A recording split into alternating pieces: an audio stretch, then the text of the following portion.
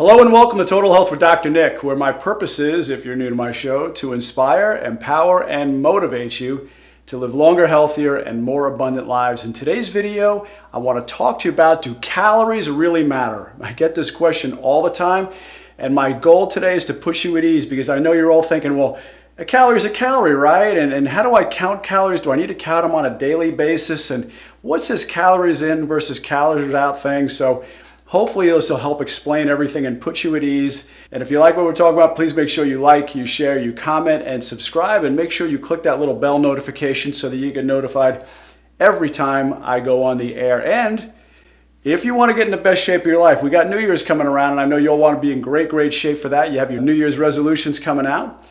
Check out my keto course. I've got the most amazing keto course on the entire internet. Check out the link below, see if it's a fit for you. If so, join our team and let's get in shape together. Anyway, let's go ahead and get started with this. Number one of do calories really matter? And number one is, a calorie is a calorie, right? I mean, all calories are created equal. Aren't they all the same? I mean, it's just the same thing. It's just a unit of energy, isn't it?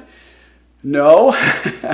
I think you know that. I think you know they're all different. Calories are not the same, but yet that's what so many people teach, that, you know what, you just eat a certain amount of calories a day. In fact, there's a lot of weight loss programs out there that I don't know if I'll mention the names of Weight Watchers. And sorry about that, Weight Watchers. And with things like Weight Watchers, I see so many people that I know of who really don't understand nutrition a lot, but what they're doing is they're counting calories and they're figuring, hey, if I come in at a deficit all day long, I can have my chocolate cake later on and I'll just have some chocolate cake and I'll be right in there with my points. I'm perfect. I'm right in there with my calories for the day. And that's really not the case. You know that. The goal of any diet is not that it's a way to just lose weight. The goal of any diet is a way to get healthy, make healthier cells, healthier brain cells, healthier gut, better energy levels, all that. And you know you're not going to have that from this. These are just empty calories. And I get that question a lot, or what are empty calories? Well, that's really when you have a certain amount of calories. So in this case, this might be 300-400 calories of chocolate cake, but yet there's no nutrition. So what does your body do? Your body says, hey, Bill, hey, Mary, I'm not getting any nutrition out of this, so I'm just going to keep you hungry for a while. And next thing you know, you're hungrier and hungrier because your body's looking for the nutrition. It's looking for the vitamins, the minerals, the macros, the proteins, the carbs, all that kind of stuff. You know, what it would get over here in the salmon. So this is where you're getting all the nutrition. In fact, this is the optimal nutrition. So there really is a difference. It's not just about the calories. It's about the quality of the calories that's important. Knowing over here you're going to have probably 15, 20, 30 grams of protein, depending on the size of the piece of salmon. You're going to have upwards of maybe 15 to 20 grams of fats, and hopefully just a couple of grams of carbs, and that's it. When this is virtually all carbs, there's no protein, there's virtually no healthy fat in it. So you want to avoid this and stick to this kind of calories. So no, all calories are not created equal. So number two, does my body recognize a 24-hour schedule? Do you look at it this way and say, okay, within 24 hours, I have to have a certain amount of calories, so it may be 2,500 calories. Your body doesn't work on a clock like that. Your body doesn't have a timer and says, Bill, you know what? You're over your calories for the day. We're coming up on 23 hours and you're a little bit over. So your body doesn't look at it that way. It doesn't work on a schedule like that. That's what we do. That's a man-made time frame, but your body doesn't do that. Your body's looking at the long haul. It's looking at the marathon. So what you can do is just kind of figure out, well, if you're going to take in roughly 2,500 calories for a day, it comes out to about 17,500 calories for the week. What if you were to fast a day or two? Do an intermittent fast and it reduces your calories automatically. Or what if you were to just do a fast to where you knock off 2,500 calories and you end up with 15,000 for the week? That's kind of the same way. So I don't count my calories. And by the way, once you start to get more what we call keto adapted, or you get more familiar with your body and your diet, you don't really have to count calories anymore, because it's really not about counting calories. And that's one of the best things about the ketogenic diet, is that because you're eating such high quality foods, the vegetables, the fats, the proteins, and a little bit of carbs, your body's very satiated, your body's very satisfied. So many times you'll find that you come home and you don't really even want to cook at night. You don't need to eat as much. And it's not because your body, you're trying to starve it. It's not because it's a diet of deprivation. It's just simply because your body's gotten maximal nutrition. It's got so much that it's not feeling like it really needs anymore. So many times, because of the proteins and the fats, you're not hungry. And that's a great thing. You don't have to count calories, because your body's going to naturally sit in that range of where it's comfortable. And you're going to feel like, hey, you know what? I'm losing weight and I'm not even having to try for it anymore. So this is a much, much better way to do it. Don't go by your body clock. That's not how it works. Your body's looking at it like it's a marathon, not a sprint. It's looking at it like the long haul, not the next 24 hours. Number 3 is occasional feast days. I'm all about this. I love having days where I just increase my calories for the day and days where I have less. That's really how our ancestors ate. You really think about it.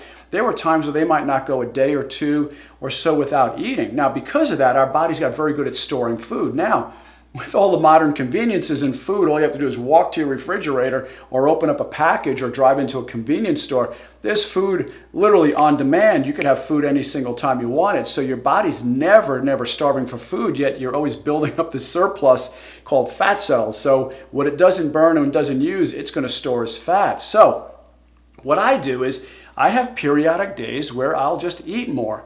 And it's just days where I'll eat less. Today was a less day for me. Today I really just had one meal and it was later on in the day, pretty late in the day in fact. So I went from about 8 o'clock last night to about 8 o'clock today of really not eating very much or eating at all. I just had a little bit of bone broth. So it's really feast or famine. I'm all about also the 80-20 principle. A lot of people know me from that and they'll say, well, what the 20 principle is this? 20% of the time, and I don't mean 20% of each day, but maybe at the end of each week, have a day where you eat more. That way you can get your little cheat meals in or treat meals, whatever you want to call it, and that's okay. Your body gets used to that. Your body doesn't want to feel like it's starving all the time. And I know, like I just said, you're not starving it because you're choosing to have less calories, but sometimes just cycle in some more carbs. Give it some more carbs, raise your calories a little bit, and then go down on the next day. So cycle in and out. A lot of times I cycle in and out of ketosis. I cycle in and out of feast or famine days. I'll have some days where I eat more and some days where I eat less. So number 3, occasional feast days. Number 4, calories in versus calories out. I get this all the time. People are thinking, well, I just reduce my calories and I'll lose weight. But you know what, Dr. Nick, that's not working. I'm eating lettuce all the time and I'm not losing any weight. And if that's you out there, put in the comments section. Let me know what you're experiencing with that, because a lot of you out there are experiencing that. You're eating lettuce and you're saying, I can't lose any weight on this. You know what? Because it's not your fault. Now, I'm not going to take away complete responsibility, because maybe your eating habits in the past kind of got you into this to where your body's more resistant to losing weight. So maybe a lot of high carbs in the past, and now you're trying to turn things around. So you create a lot of insulin resistance. So here's the thing. It's not about calories in and calories out, because a lot of it has to do when you're putting on weight, whether you're just overweight or obese, with your hormones. It's got a lot to do with hormones. And 3 primarily are these 3 right here: insulin, leptin, and ghrelin. Now, insulin, we all know the purpose of that is to take glucose or sugar out of your blood, put it into your cells so your body can then use it. That's the only way your body knows how to burn sugar, is you got to get it into the cells. So if you don't or have this ability, that's called insulin resistance, type 1 or type 2 diabetes. If your body's been used to burning sugars for a long time, you become insulin resistant. A lot of times your body's burning so much sugar that your cells, your beta cells, your pancreas really start to fatigue and wear out, and you start to become type 2 diabetic. So insulin is a major one. Now, what does leptin do? Well, leptin is produced by your fat cells. As you start accumulating more and more fat, it sends a message up to the brain and says, hey, we're getting fat down here, stop eating. And so next thing you know, your brain says, okay, body, stop eating. So it's a way to regulate how much fat we store. As your body starts storing more fat, leptin is secreted, it goes up to your brain, and your brain stops your body from eating. So it's a way to suppress your appetite. Ghrelin, on the other hand, is the exact opposite. Ghrelin is made in your stomach. And when your stomach gets empty, it sends a signal up to your brain and says, hey, we're hungry, send down some food. And so ghrelin is the exact opposite. Ghrelin is your hunger hormone that tells your body, hey, give me some food. So these hormones work in harmony with each other. But once again, if you've been eating a high carbohydrate diet, you've developed insulin resistance, your body's hormones are going to go out of whack. Okay, it's a scientific term. Now, the good news is this: you can fix it, you can change it by going on a diet like the ketogenic diet, because it's so heavily and so rich, and I mean that in a good way, in high quality fats. Your body can make more cholesterol, and the cholesterol then goes to make more healthy hormones. Also too, every single cell in your body is surrounded by a membrane that's made of fat. So you need fat to heal the membrane. The cell membrane gets healed by the healthy fats that you eat. So by switching to a ketogenic type diet, you will heal this one right here. Number 5. You can't exercise off calories. I get this all the time. People are thinking, hey, you know what? We're about to roll into Thanksgiving and the holiday season, so I'm just going to work it off at the gym. And how many times do you see people in the gym come New Year's Day or just January 2nd, or they're in the gym the day after Thanksgiving trying to work off all that turkey they ate and all the stuffing and the dressing and the cranberry sauce and whatnot and the sweet potato casserole or whatever you have, or the pumpkin pie. Guys, here's a little tip for you.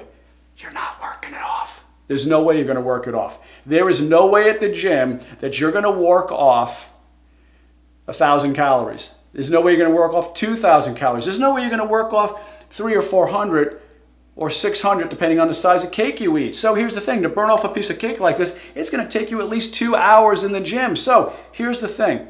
Just have a little bit of everything. Have a little bit of pumpkin pie, maybe a little bit of cheesecake, whatever it may be, because you know you're going to have to burn it off. So many times I hear people say, well, I'll just go to the gym and work this off.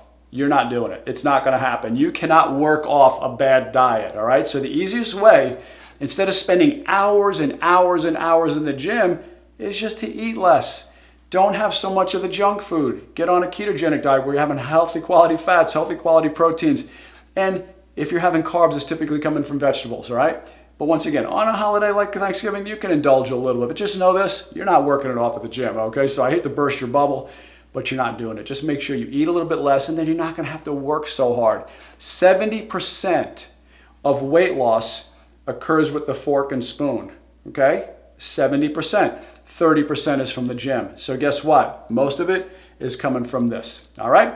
So guys, I hope this was some great tips for you. 5 tips. Once again, all calories are not created equal. Calories in do not equal calories out.